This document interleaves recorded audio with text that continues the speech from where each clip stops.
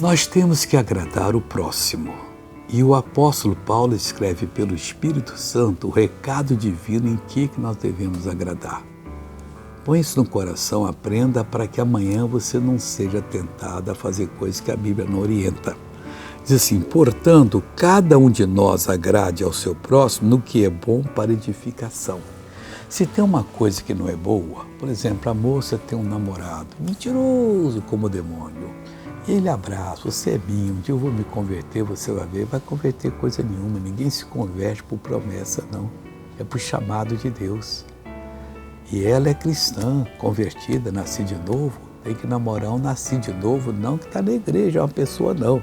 Só porque está na igreja não, porque às vezes está na igreja não é de Cristo, nem todo Israel é israelita, mas aquele que realmente é de Deus, tem uma boa confissão. O casamento vai ser uma bênção para essa pessoa, agora ela tem que ir com cautela, tá bom? Veja essa pessoa abençoada e eu já volto. Eu estava sofrendo a dor na coluna. Quanto tempo? Tem uns 2 meses já. Como é que você estava andando? Fui na porta do ônibus para descer esse sacrifício. Andava devagarinho. Imita como é que você estava A andando. mão assim, ó, tipo uma facada. Ah, tinha uma espécie de uma facada aqui. Sumiu a facada. E a perna agora tá boa? Como é que é o seu nome? Ilza. Ô Ilza, anda normal agora, Ilza.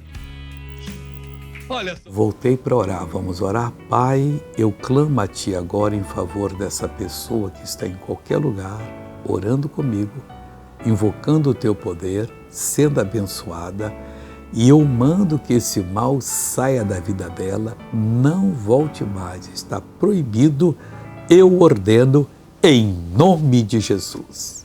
E amém. Bom dia.